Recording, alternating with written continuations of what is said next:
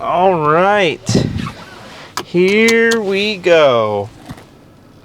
I have been thinking about another series that I can do on YouTube. Continue to think about the various series on YouTube and what I can do to capitalize on it. And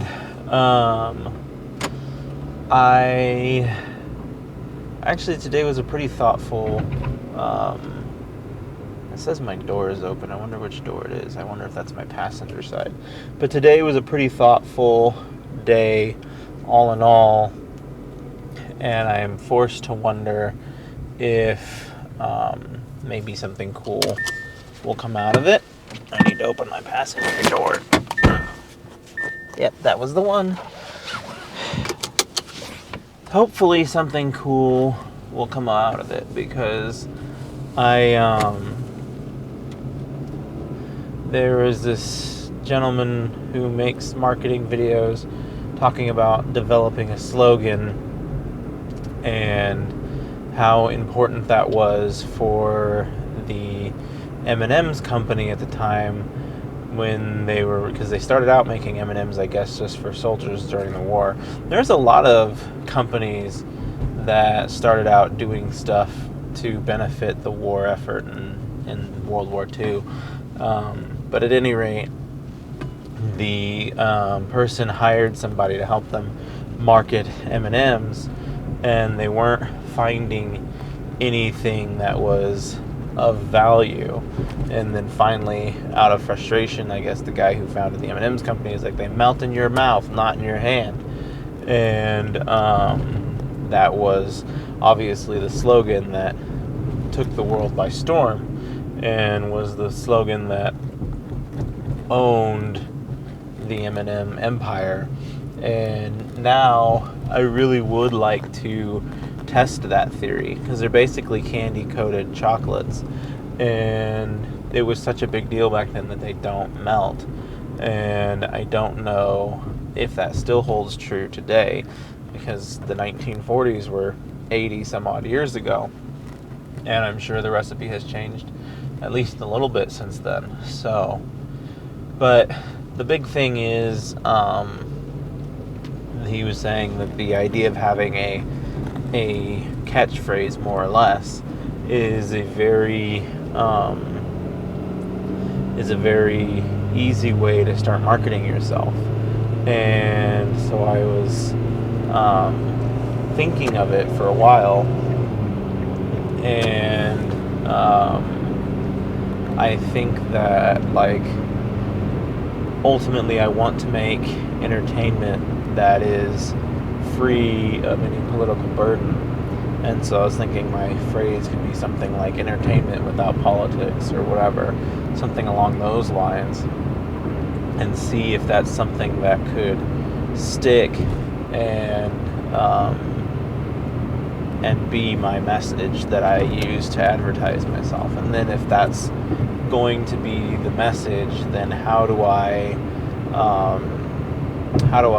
display that out to the world? How do I tell the world that's what I stand for?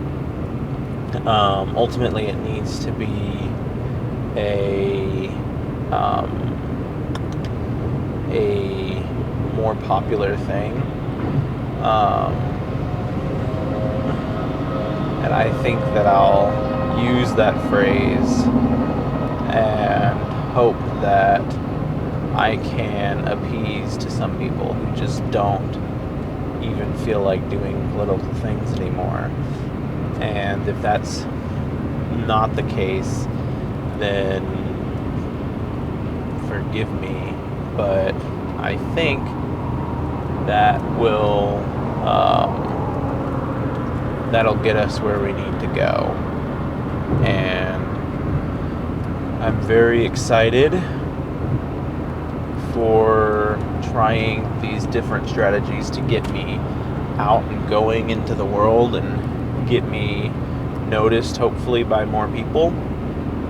I hope that, all things considered, I will start to see some level of success coming out of everything. I will be starting this marketing campaign soon, and I will be hopefully starting to produce higher quality content on YouTube that can really get somewhere, and people can see it and appreciate it and really like what's going on there. I don't know what else really there would be for me, but I think that is a good start, like, to get out there and to try and really make people notice and get people to take notice, and like I said, start to grow locally and then kind of blow up from there. And hopefully it's a strategy that works. Hopefully eventually I will reap the rewards of all this hard work that I do. Presently it's feeling like a large case of just banging my head against the wall and never actually getting anywhere for it. But I think that at the end of the day, I do think that it will be something that I can leverage to my advantage, and that will be a pretty big deal for me to be able to do that. So hopefully I can get these marketing strategies down, and I can start to really get people to take notice of who I am and what I represent and what I aim to do. And hopefully I can get people to rally behind me and those sorts of things. So I have a lot of ideas. I need to revisit a lot of them, as I don't have it's hard because I don't have all the time in the world to explore them. And I might, if I just increase the price, can I have you all explore these ideas for me? Because that's really, I wouldn't mind just having a marketing team of people who I can just be like, hey, I have an idea, you want to do this for me? I have an idea, you want to explore that for me? And just trying to get them to do the work that I can't actually do right now because I'm working, and see where that lands us. But if I just become abundantly apparent in any local scene that I possibly can, then I think we're doing pretty good work, and I think that will be a worthwhile thing. And so hopefully it is something that the whole world can kind of gravitate towards and appreciate. There's a whole issue with like the cartoon violence in Compression Man, and this idea of whether or not it's appropriate for children. I go with a lot of Looney Tunes level slapstick humor in Compression Man, and obviously Looney Tunes is a cartoon that's almost 80 years old, if not in excess of that at this point. And so obviously things that were acceptable back then were not acceptable now. And so I don't know. I like to advertise it as family fun, but like some things do happen in there. I think it's more, it's not like for small children, but like I was thinking, like, I was watching Courage the Cowardly Dog when I was a kid, and that show is pretty graphic, all things considered. And so I think, because I tell my animator, like, I don't want any blood, guts, and gore or anything like that. I just want silly effects when people get shot or whatever. But, like, there's still the general issue of, like, people getting shot. That is a very sensitive thing in today's world. And so, where I might not think it's a very big deal, there might be a lot of offended people in the audience who think that it is like a big deal. I'm trying to think. And it's a terrible place to be, but I'm relatively out of touch with, like, the modern cartoon scene, so I don't know, like, what level of cartoon violence is okay these days and what level of cartoon violence is definitely frowned upon. I don't have an answer for that, and so hopefully I can get kind of everything that I need to get out of it. But, like, part of it is just putting yourself out there. If I put myself out there and the whole world's like, this is violent and atrocious, then maybe that works in my favor and people will start paying attention to it just because they're like, what is this violent, non-violent cartoon everybody's talking about? And kind of go from there. I don't know if it will be seen as a problem or not, and there's no way for me to really know. I'm just gonna keep putting my work out there and seeing if people appreciate it, and if they don't, then I'll go down that road when the time comes. I really, really, really just want to start to gain an audience.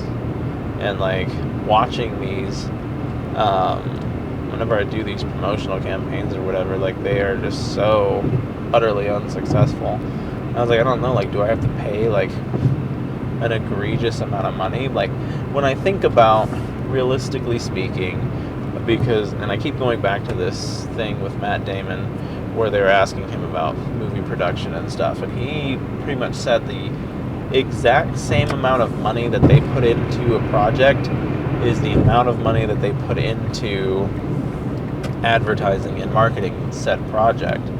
And so with that logic, like, a 5-minute short of Compression Man animation alone is $2,000. And so if I'm spending $2,000 just to make the thing, maybe I should spend $2,000 to advertise it as well. And maybe that's the key that I'm missing here is, and, like, I'm sure that I don't have as clever and creative an advertisement mind as I would like to have. I've reached out to local people before, and I never hear anything back.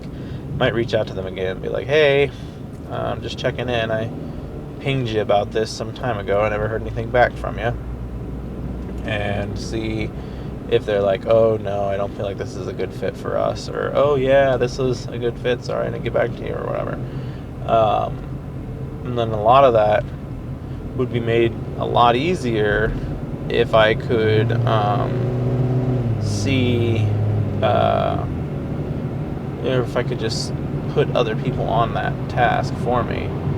Like, that's what I might see about leveraging this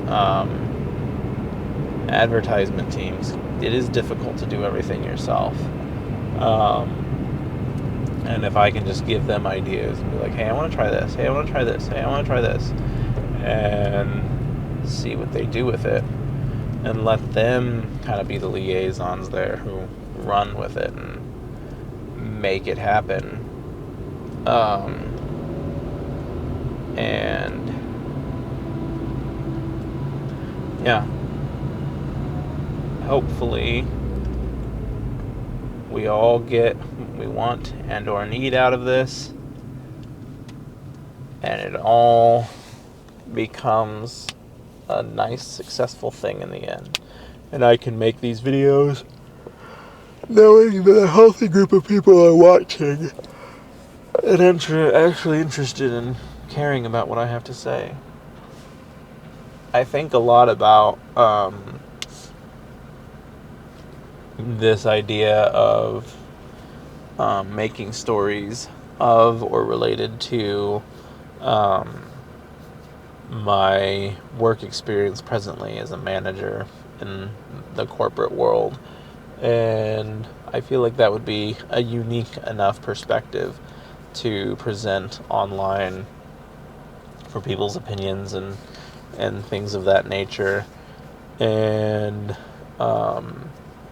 hopefully it is something that I can kind of get back on my feet with. But the biggest reality that I am going to face or need to face is, like, if I do that, there's a chance that, like, the work finds out, and that could be a problem. But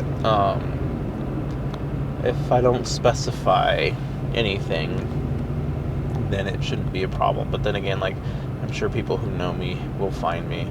They'll be like, oh my gosh, she's talking about work. But I just look for things next year that are gonna be part of these more produced videos. And I try to think of some good concepts, and I feel like I have some solid concepts. And I was talking about this before with my picture wall. Like, I do have 3 decades under my belt at this point, basically, and that is a lot of pull. I have a lot of information to pull from, and albeit I'm still young, I'm not saying I'm old, but 3 decades is more than 2. 3 decades is more than 1. It's not quite as many as 4 or 5, but it's enough to start having a good balance of stories and information to share with the world. And I think that my life is unique and entertaining enough to warrant it being worth sharing. So I think next year will hopefully be an interesting year if I'm able to, in fact, do what it is that I am wanting to do. And maybe that is what I dedicate my 3 hours savings from mowing the lawn. Maybe I dedicate that to making quality videos. And I had an accountability group that I was a part of. I should just give up on Discord servers. I'm not as active on my phone as I would like to be, and these Discord servers almost always, like, blow up, and then they're like, oh, you're never around. I'm like, yeah, because, like, I don't want to sit on my phone and talk to people all day. That's not an ideal way to have a conversation for me. I prefer in-person conversations. Xbox Live party chats are essentially just giant phone calls. Like you used to back in the day, call your buddy and chat on the phone for hours, and you probably wouldn't do that, thank you, all so frequently, but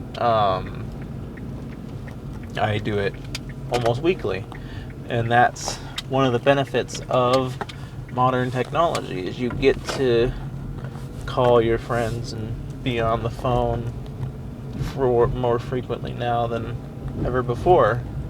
I think that's really cool.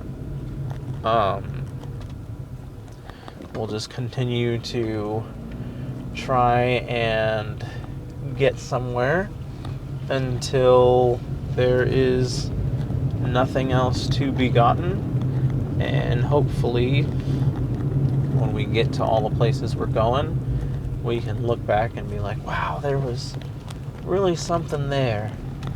And I'm really hoping that we can get somewhere and do something and Yes. I'm kind of a little bit worried about my release schedule for this current episode of Compression Man, but I just parked, so I'm not going to go down that rabbit hole right now. Thanks for watching. I hope you have a wonderful day, and we'll do it all next time.